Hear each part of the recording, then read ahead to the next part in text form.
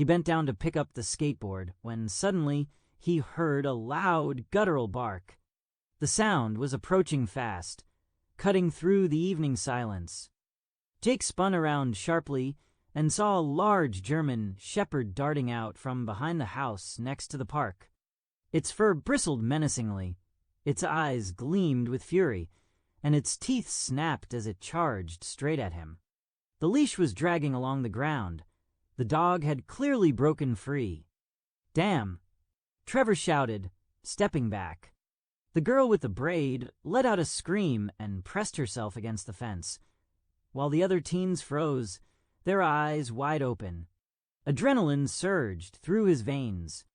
The dog was only a few meters away, its bark thundering, and its paws pounding against the asphalt. What's about to happen in the next few minutes will shock you, but before we dive into the story, make sure to subscribe and give a like. Now let's jump in. Jake Wilson, a 15-year-old black teenager with a short afro and expressive brown eyes, stood at the corner of a street in his new neighborhood, clutching a worn skateboard.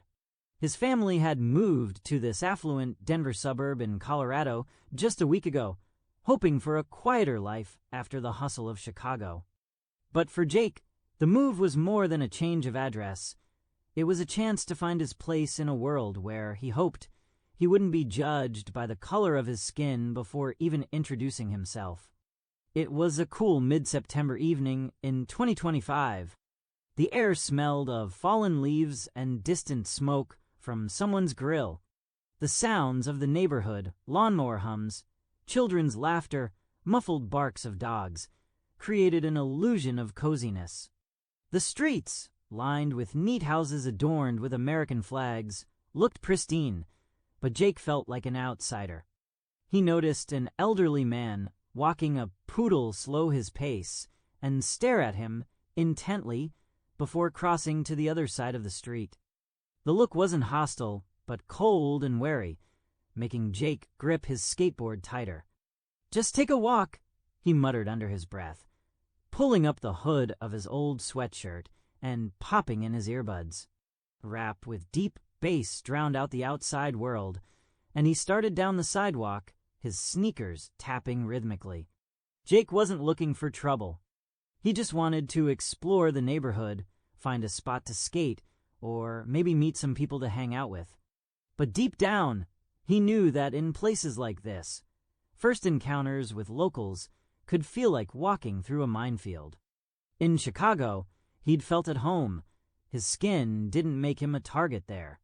But here, in an almost entirely white neighborhood, every step felt like a test. After a few blocks, Jake spotted a group of teenagers at a basketball court near the park. There were 6 of them, 4 boys and 2 girls, all white, dressed in athletic gear and Nike sneakers. One of the boys, tall and wearing a backward baseball cap, launched the ball toward the hoop, and the others laughed as it clanged off the backboard. Jake stopped, pulled out his earbuds, and smiled. Basketball was his element. In Chicago, he could spend hours shooting hoops with friends, and it always helped him connect with others. Time to make a move, he thought, feeling a slight thrill. Jake set his skateboard on the grass and approached the court's fence, hands in his pockets to seem casual. "Hey, what's up?" he called, trying to sound friendly but confident. "Can I join you guys?" The game stopped abruptly. All 6 turned and stared at him. The boy in the baseball cap, named Trevor, held the ball and tilted his head, sizing Jake up from head to toe. His gaze lingered on Jake's scuffed sneakers and plain sweatshirt. A girl with a long braid, standing nearby, grimaced, as if she'd seen something distasteful. "Who the hell are you?" Trevor snapped, his voice sharp with a hint of disdain. "Where'd you even come from?" "I'm Jake," he replied, keeping his smile, though he felt something tighten inside. "Just moved here, live a couple blocks away. Love basketball. Thought maybe we could play together." Another boy, stocky with a red buzz cut, snorted loudly. "Here, you say," he sneered, as if the idea was absurd. "No way you're from this neighborhood. Dude." Jake felt heat rise to his face, but forced himself to stand still. "I live on Elm Street," he said, pointing in the direction. "Just moved in, trying to meet some people." Trevor tossed the ball to another kid and stepped closer, crossing his arms. "Listen, dude," he said, emphasizing dude with a mocking tone. "We hang out with our own here. You've got no business here. Go ride your skateboard back in the city where you came from." The girl with the braid giggled, and the redhead added, "Yeah, and don't drag your ghetto buddies here." The word ghetto hit like a punch. Jake clenched his jaw, anger boiling inside. He was used to small conflicts in Chicago, but this was different, open, brazen hostility. He glanced at the other teens, hoping someone would object, but they either looked away or smirked, backing Trevor. "I just wanted to play," Jake said, his voice quieter but firmer. "Not looking for trouble." "Looks like you are," Trevor shot back, taking another step forward. "Get lost before we make you." Jake took a deep breath, recalling his father's words. "Don't let them break you, but don't become like them." He nodded, more to himself than to them, and turned back to his skateboard. The laughter and taunts behind him cut like knives, but he didn't look back. He bent to pick up his skateboard when a loud, guttural bark shattered the evening quiet. The sound was closing in fast. Jake spun around and saw a large German shepherd charging from behind a house near the park. Its fur bristled menacingly, eyes glinted with fury, and teeth snapped as it barreled straight toward him. A leash dragged on the ground. The dog had clearly broken free. "Damn!" Trevor yelped, stumbling back. The girl with the braid screamed and pressed against the fence, while the other teens froze, eyes wide. Adrenaline surged through Jake. The dog was just a few yards away, its barks thundering, paws pounding the pavement. He knew running was the worst choice, but his legs trembled with the urge to bolt. He forced himself to stand his ground, though his heart pounded like it would burst. "Easy, easy," he said in a low voice, raising his hands palms out. His father had once told him to stay confident but not aggressive with dogs. "It's okay, girl. Don't be scared." The shepherd slowed but kept growling, ears pinned back, tail taut and ready to pounce. Jake lowered one hand slowly, keeping his gaze on the dog but avoiding direct eye contact. Behind him, he heard the redhead whisper, "Is he nuts? It's gonna tear him apart." Suddenly, a man in his 50s, wearing jeans and a faded t-shirt, burst out of the house. His face was flushed, and he clutched an empty collar. "Rex, come!" he bellowed, but the dog ignored him, its growls growing more menacing. "Sir, please get her," Jake said, trying not to raise his voice, though fear gripped his throat. "Please." The man finally grabbed the leash and yanked Rex back. The dog barked once more but retreated, casting wary glances at Jake. Breathing heavily, the man turned to Jake and scowled. "What are you doing here, kid?" he snapped. "This is private property. You scared my dog." Jake felt the anger and hurt from the past few minutes nearly spill over. Scared his dog? He'd just narrowly escaped becoming its dinner after being humiliated in front of everyone. But he recalled his mother's voice. "Keep your head up, but don't lose yourself." Jake straightened his shoulders and replied calmly, "I was just walking. Sir wanted to play basketball with them." He nodded toward the teens, now standing aside, whispering, "Didn't know this was private property." The man snorted, tightening the leash. "Well, now you do. Get out of here, and don't let me see you around again, got it?" Jake met his eyes, feeling hurt and the urge to retort battling inside. But he just nodded. "My name's Jake Wilson. I live in this neighborhood," he said quietly but firmly. and I'm not looking for trouble." The man blinked, clearly not expecting such a composed response. Trevor and his crew stayed silent, but Jake noticed the girl with the braid look away, as if embarrassed. Rex finally stopped growling, sitting at his owner's feet. "Just stay away from my yard," the man muttered, turning and dragging the dog back to the house. Jake picked up his skateboard and walked away, feeling the teens' stares. The laughter behind him faded, but he heard one of them whisper, "Man, that was crazy." Jake didn't turn back. Anger, humiliation, and something new, a quiet, steely resolve, pulsed in his chest. He wouldn't let this day define his life here. But how do you reach people who've already judged you? He put his earbuds back in and headed home, unaware that one of the girls behind Trevor was watching him leave with a mix of curiosity and shame. Jake walked home, his sneakers thudding softly against the sidewalk, his thoughts buzzing in sync with the rhythm of the rap blasting through his earbuds. The evening sky over Denver was painted in shades of pink and purple, but the beauty of the sunset couldn't drown out the bitterness settling in his chest. Trevor's words, "Ghetto, get lost," looped in his mind like a scratched record. And then there was the man with the dog, glaring at him as if Jake were a thief sneaking into someone else's yard. He gripped his skateboard tighter, feeling his nails dig into his palms. The Wilsons' house, a 2-story with gray stucco and a small porch, looked cozy, but Jake wasn't in a hurry to go inside. He knew his mom, Layla, would spot his mood instantly. She always sensed when something was wrong and would start asking questions, but Jake wasn't ready to talk. Not yet.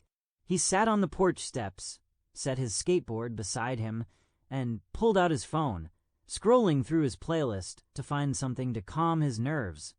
The door creaked, and Layla stepped onto the porch. She was 40 but looked younger, with a warm smile and eyes that could be both gentle and piercing. She held a kitchen towel, wiping her hands, and smelled faintly of lemon soap. "You're back early," she said, sitting beside him. "Thought you'd be out skating till dark."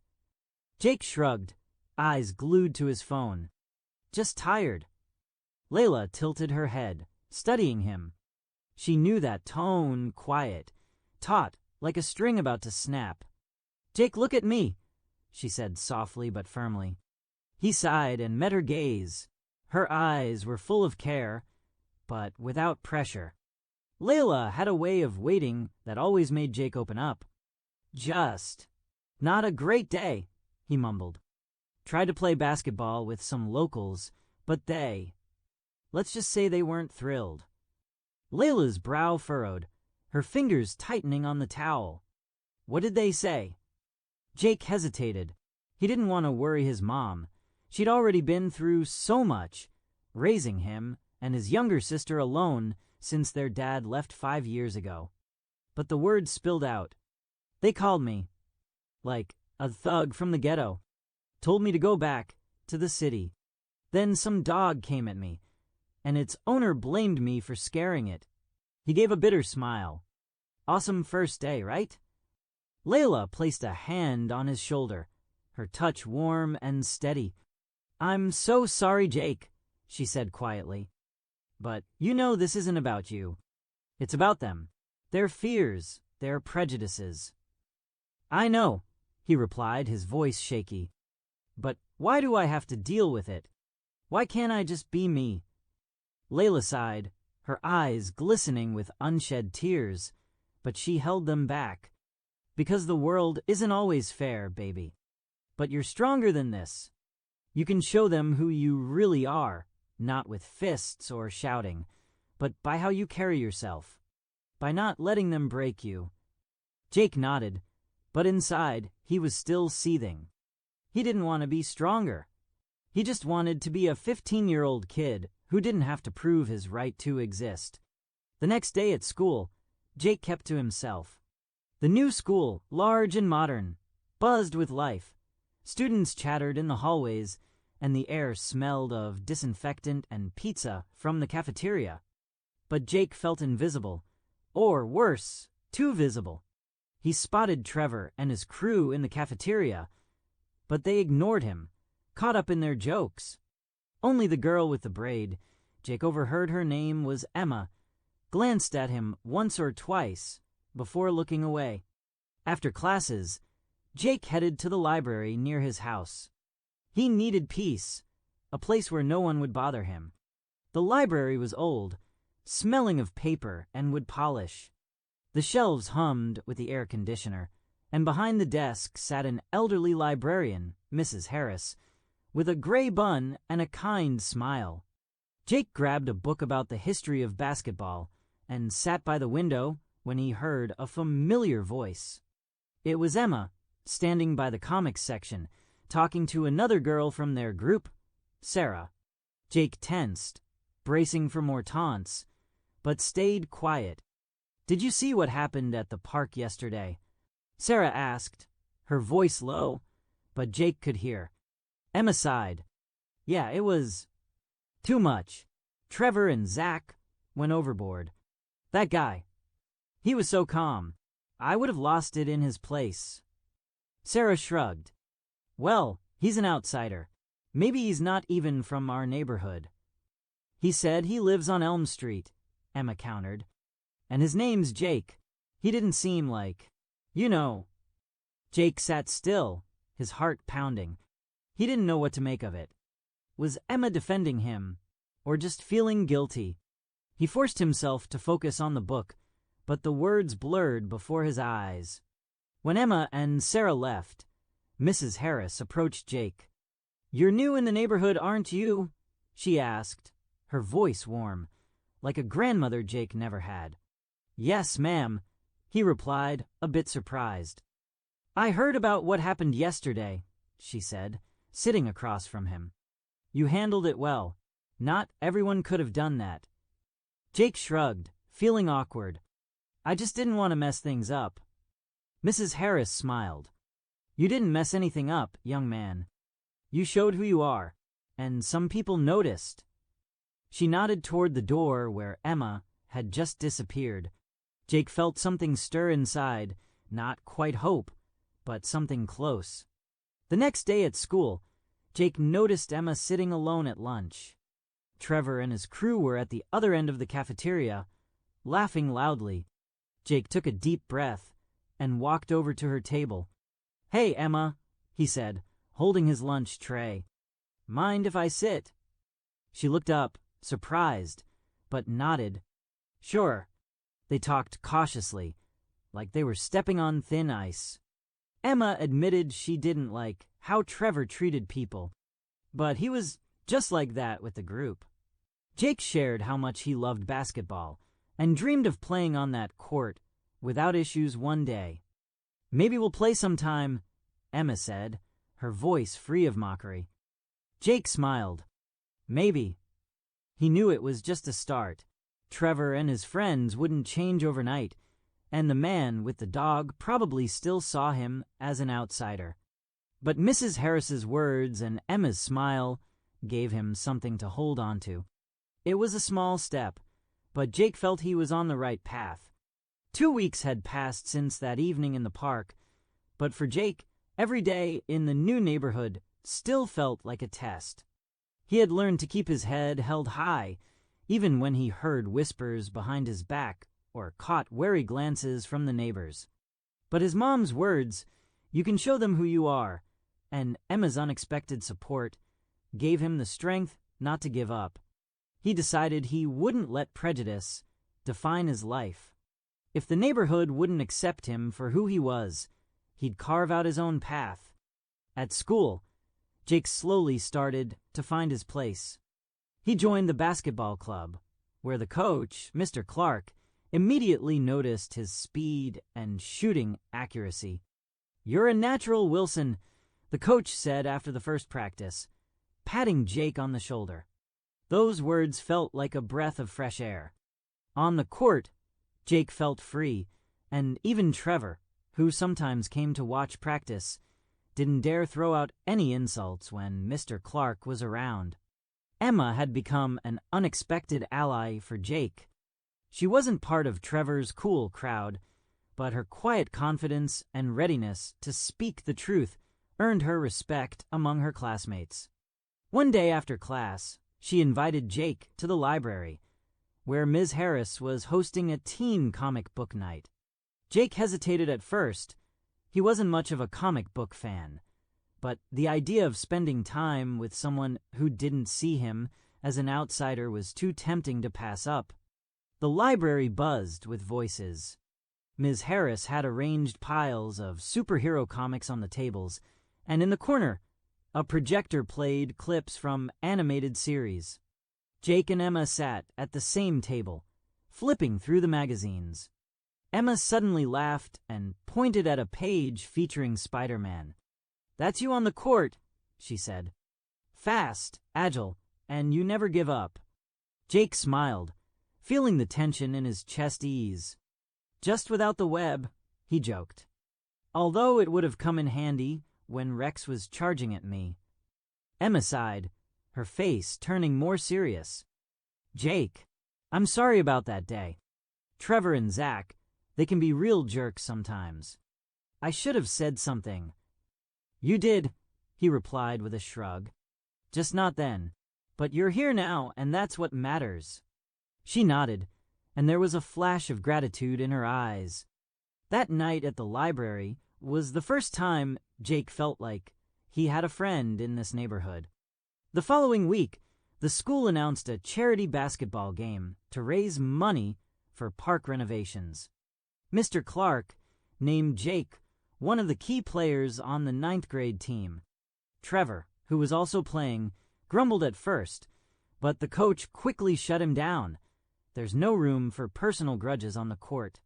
Play or sit on the bench." Game day was sunny, with a light breeze carrying the scent of popcorn and hot dogs from the food trucks near the park. The court buzzed with the voices of excited fans, parents, teachers, and local residents. Jake stood at the edge of the court, stretching his wrists, when he spotted a familiar face in the crowd. It was the man with the dog, Mr. Henderson, as Jake had learned from Ms. Harris. Rex sat calmly at his feet, obedient and still. Henderson looked as stern as ever, but his gaze lingered on Jake a little longer than usual. The game started off tense. The opposing team from another school was strong, but Jake played like never before. He intercepted passes, made precise assists, and shot from beyond the three-point line as if it were second nature. To his credit, Trevor kept up the pace, and at one point even passed Jake the ball, which he finished off with a slam dunk. The crowd erupted in applause, and as Jake caught his breath, he glanced at Trevor. Trevor nodded, reluctantly, but it was a gesture of respect. During halftime, Emma rushed over to Jake with a bottle of water.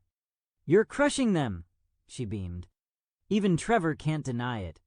Jake smiled, but his mind was elsewhere. He noticed Mr. Henderson talking to Ms. Harris, and something about their body language made him uneasy. After the game, when the team celebrated their 68-62 victory, Ms. Harris approached Jake. "Someone wants to talk to you," she said, nodding toward Henderson.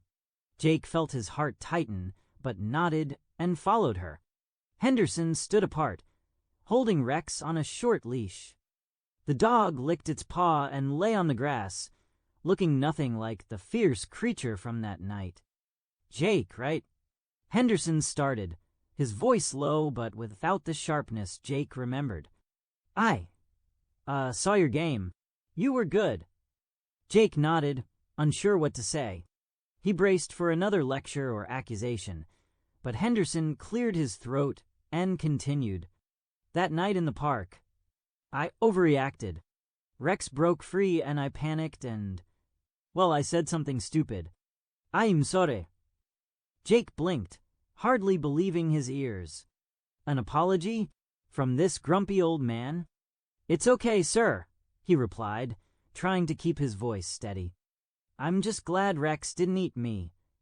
Henderson gave a dry chuckle, and a faint smile flickered across his face. "He's a good dog, just protective. Like me, I guess, but that's no excuse." He paused, as if searching for the right words. "Ms. Harris told me about you. Said you're a good kid, and I can see she's right." Jake felt warmth spreading through his chest. He didn't know what to say, so he simply nodded. "Thank you, sir." Henderson extended his hand, and Jake, a little surprised, shook it. The hand was rough and calloused, but the grip was firm and sincere. That night, the park hosted a small celebration. The money from the game went toward new benches and lighting for the playground, and the locals gathered to mark the occasion. Jake sat on the bleachers with Emma, a soda can in his hand. Trevor and his crew were nearby, but this time their jokes weren't aimed at Jake. One of them, Zach, even came over and muttered, "Not bad out there, Wilson." It wasn't friendship, but it was a start. As the music grew louder and kids started dancing under the streetlights, Jake looked up at the starry sky. He thought about the night it had all begun, Rex's bark, Trevor's mocking words, the feeling that he would never fit in. But now he sat here with a friend by his side, the respect of his coach, and even an apology from a man who once saw him as a threat. It didn't mean everything would be perfect. Prejudices don't vanish overnight, and Jake knew there would still be hard days ahead. But he also knew he could handle it, not with shouting or fists, but by being himself. "What are you thinking about?"